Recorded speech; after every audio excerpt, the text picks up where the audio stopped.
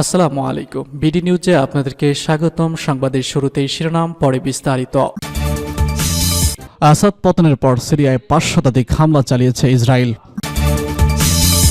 এদিকে ইরানকে প্রশ্রয় দিলে ভুল হবে, সিরিয়াকে হুঁশিয়ারি নেতানিয়াহুর।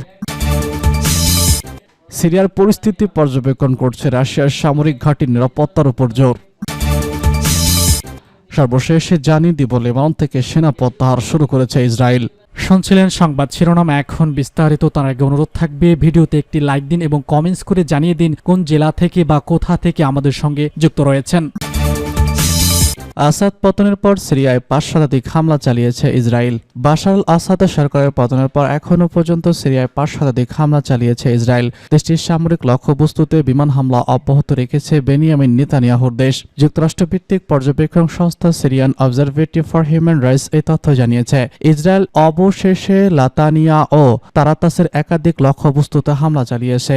তারাতাসে অস্ত্রের একাধিক গোদামে হামলা হয়েছে। এরই মধ্যে উৎক্ষেপণের জন্য রাখা ক্ষেপণাস্ত্র ছিল।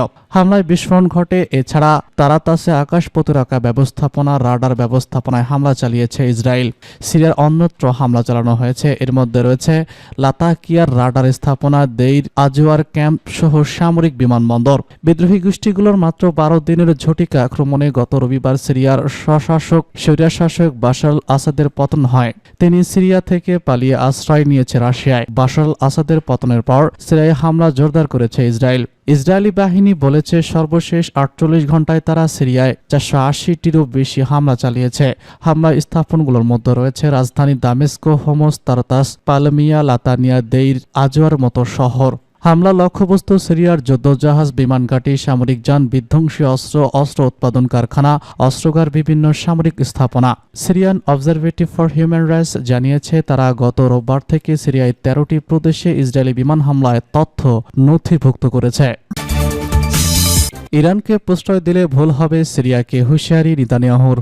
ইরানকে প্রশ্রয় দিলে ভুল হবে বলে সিরিয়ার অন্তর্বর্তীকালীন সরকারকে হুঁশিয়ারি দিয়েছে ইসরায়েল। দেশটির প্রধানমন্ত্রী বেনিয়ামিন নেতানিয়াহু মঙ্গলবার বলেছেন, সিরিয়ার নতুন অন্তর্বর্তীকালীন সরকারের সঙ্গে ইসরায়েল সম্পর্ক স্থাপন করতে চায়, কিন্তু ইহুদি রাষ্ট্রকে হুমকি দিলে তারা আক্রমণ করতে দ্বিধা করবে না। মঙ্গলবার এক ভিডিও বিবৃতিতে নেতানিয়াহু বলেন, সিরিয়ার অন্তর্বর্তীকালীন বিষয়ে হস্তক্ষেপ করার কোনো ইচ্ছা আমাদের নেই, তবে আমরা অবশ্যই আমাদের নিরাপত্তা নিশ্চিত করার জন্য যা প্রয়োজন তা করতে চাই। তিনি বলেছেন, ইসরায়েলি বিমান বাহিনী সিরিয়ার ক্ষমতাচ্যুত আসাদ সরকারের দেওয়া সামরিক কৌশলগত অবকাঠামো লক্ষ্য করে বোমা বর্ষণ করছে, যাতে এসব সামরিক সরঞ্জাম জিহাদিদের হাতে না পড়ে। নেতানিয়াহু বলেছেন, আমরা সিরিয়ার নতুন সরকারের সাথে সঠিক সম্পর্ক চাই, কিন্তু যদি এই সরকার ইরানকে সিরিয়ায় নিজেদেরকে পূর্ণ প্রতিষ্ঠা করার অনুমতি দেয় বা ইরানি অস্ত্র বা অন্য কোনো অস্ত্র হিজবুল্লাহর কাছে হস্তান্তরের অনুমতি দেয় বা তাদের উপর হামলা চালায়, তাহলে আমরা জোরপূর্বক জবাব দিব এবং আমরা এর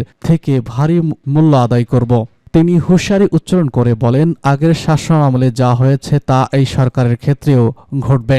সিরিয়ার অন্তর্বর্তী সরকারের প্রধানমন্ত্রী হচ্ছেন মোহাম্মদ আল বশির। ২০২৫ সালের ১ মার্চ পর্যন্ত তিনি এই দায়িত্বে থাকবেন। গত মঙ্গলবার টেলিভিশনে দেওয়া এক ভাষণে এই সিদ্ধান্তের কথা জানিয়েছেন তিনি। নতুন প্রধানমন্ত্রী হিসেবে সিরিয়ার এখন রাজনৈতিক অস্থিতিশীলতা এবং যুদ্ধবিধ্বস্ত অঞ্চলগুলো পুনর্গঠনের চ্যালেঞ্জ মোকাবেলা করতে হবে মোহাম্মদ আল বশিরকে। এদিকে সিরিয়ার সীমান্ত বরাবর রাফা অঞ্চল থেকে সেনা প্রত্যাহার করার জন্য ইসরায়েলকে আহ্বান জানিয়েছে ফ্রান্স।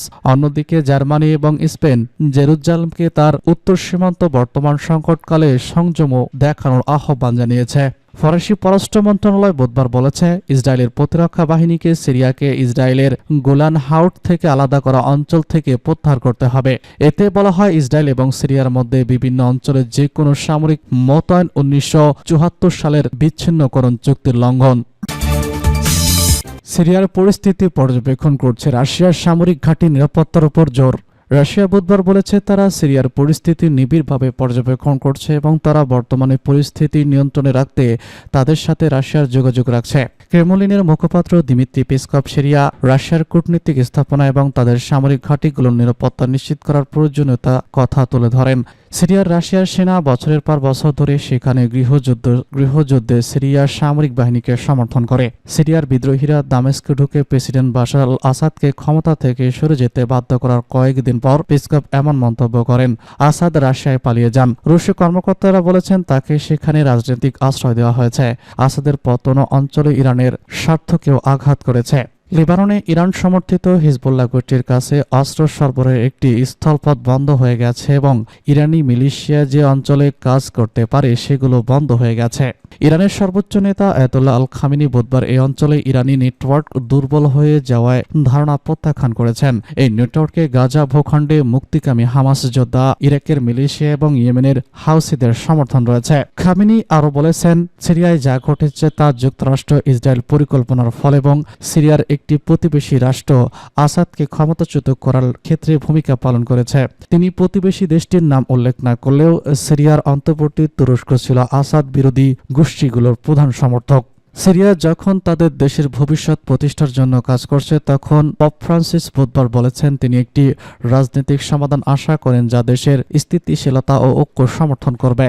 অন্তর্বর্তী সরকারের নেতৃত্বে দেওয়ার জন্য নির্বাচিত হওয়ার কয়েকদিন পর মোহাম্মদ আল বশির দেশে ছেড়ে পালিয়ে যাওয়া সিরিয়ানদের দেশে ফিরিয়ে যাওয়ার আহ্বান জানিয়েছেন। ইতালির কারিওমের দেওয়া সিরাকে দেওয়া এক সাক্ষাৎকারে বশির বলেন, লাখ লাখ সিরিয়া শরণার্থীকে ফিরিয়ে আনা হল প্রাথমিক লক্ষ্য। তাদের মেধা অভিজ্ঞতা দেশকে সমৃদ্ধ করতে সাহায্য করবে। লেবানন থেকে সেনা প্রত্যাহার শুরু ইসরায়েলের।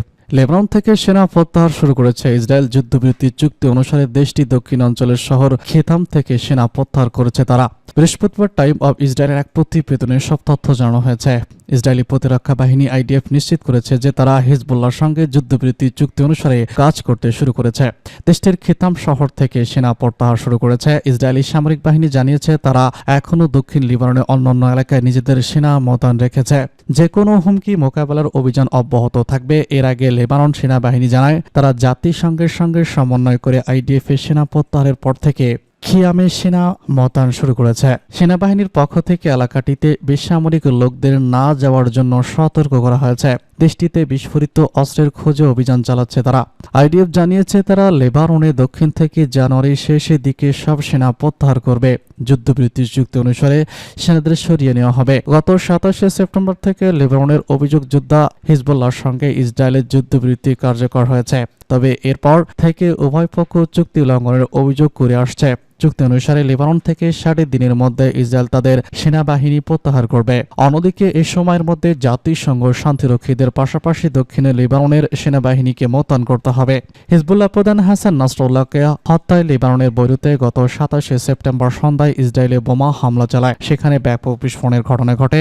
অনেক আবাসিক ভবন ধসে পড়ে, মাটিতে বড় গর্ত সৃষ্টি হয়, আকাশ ধুলাবালি ও ধোঁয়ায় ভরে ওঠে। পুরো লেবানন থেকে এই দৃশ্য দেখা যায়। এ হামলা হয় মাটির নিচে থাকা হিজবুল্লাহ বাংকার লক্ষ্য করে। এই হামলায় নিহত হন হিজবুল্লাহ নেতা হাসান নাসরুল্লাহ।